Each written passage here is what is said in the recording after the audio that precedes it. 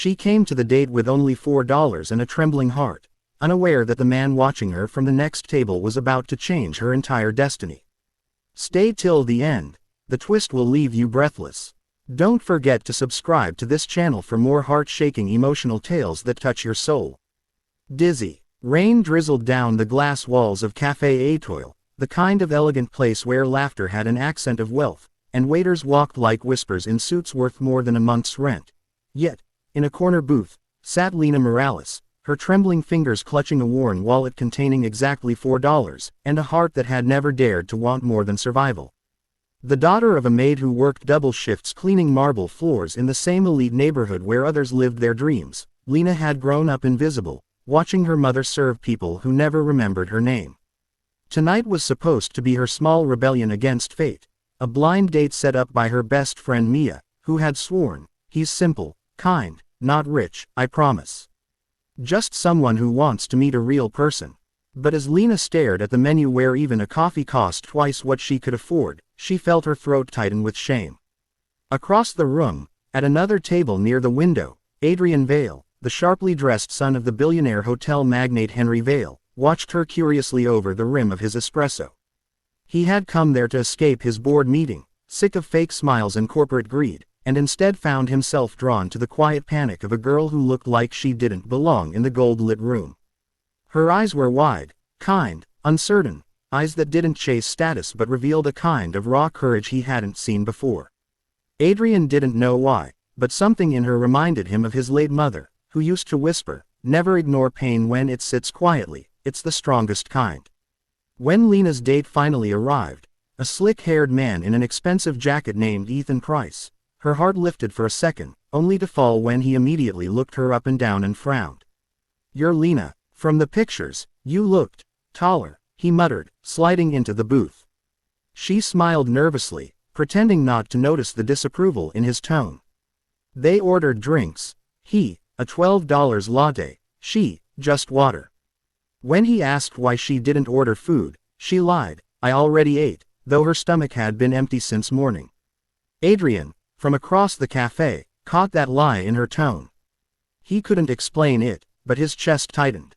He watched Ethan belittle her with subtle mockery, boasting about his job, his car, his standards. Lena kept nodding politely, her hands clasped on her lap, hiding the shaking. When the bill came, Ethan looked away pointedly, scrolling his phone, clearly expecting her to pay her share. She hesitated. Her $4 weren't even enough for a tip, but before she could stammer something, a waiter approached and said softly, "The gentleman at the next table has covered it." She turned, startled, and her gaze locked with Adrian's for the first time. His expression was calm, unreadable, but his eyes, those steady gray eyes, seemed to say, "Don't let this break you." She whispered, "Thank you," and he only nodded, standing up to leave, his trench coat brushing past her table like a silent rescue. That night, Lena went home to the small apartment she shared with her mother, Rosa, who was coughing again from exhaustion.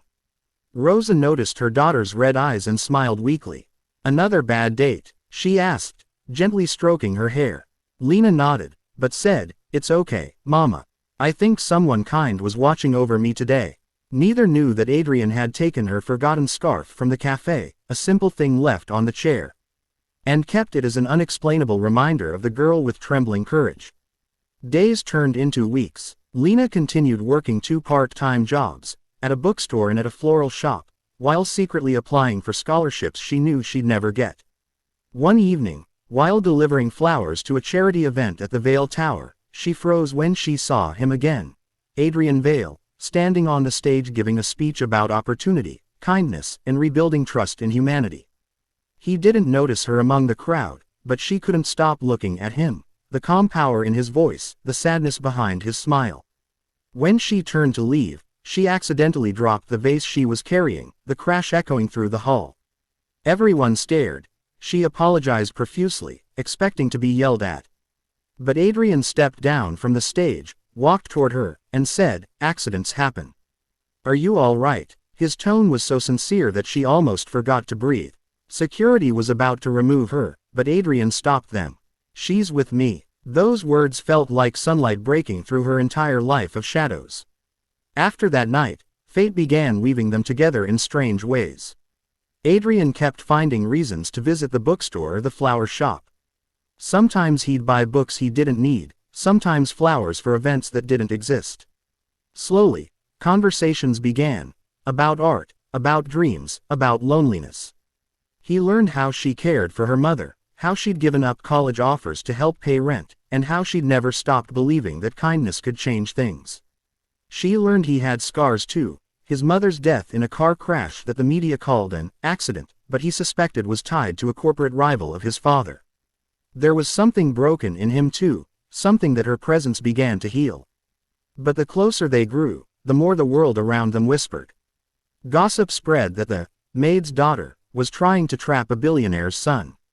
Rosa warned her, people like us don't get happy endings in their world. Lena tried to distance herself, but Adrian refused. He told her, you can't shame someone who's not ashamed of love. Then came the night that changed everything.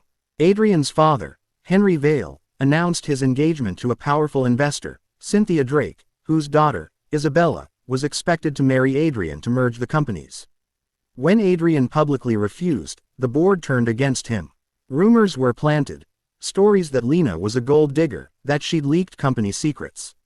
One night, reporters cornered her outside the floral shop, shoving cameras in her face. Is it true you seduced Adrian Vale for money? They sneered. Tears burned her eyes as she ran, collapsing in an alley, humiliated. She texted Adrian, don't look for me. You deserve your world, not mine. And then she disappeared. For months, Adrian searched everywhere. His father disowned him, stripping his inheritance. He didn't care. He even went to the neighborhood where Rosa worked, only to find that Rosa had fallen ill and was hospitalized. When he visited her, Rosa wept and said, she left so you wouldn't lose everything. Please, if you ever find her, love her twice as much. That night, as he left the hospital, Adrian made a vow beneath the rain, I'll find her, no matter how long it takes. 3 years later, fate fulfilled that vow in the most unexpected place. At a charity medical center funded by anonymous donors, Adrian, now a self-made entrepreneur who'd built his own empire after leaving his father's company, walked in to sponsor new programs. There, he froze when he saw a woman in a nurse's uniform, her hair tied back, her gentle hands bandaging a child's wound. Lena, he almost couldn't believe it. She looked different, stronger, serene, but when their eyes met, time itself seemed to stop. She whispered, Adrian, before bursting into tears. He approached slowly, like a man returning home after years lost at sea. I finally found you, he said hoarsely. And this time, I'm never letting go. But even then, the story wasn't over. The truth about his mother's death surfaced. Evidence hidden in Vale Corporation's archives revealed that Henry Vale's partner, Cynthia Drake, had orchestrated the accident to secure control.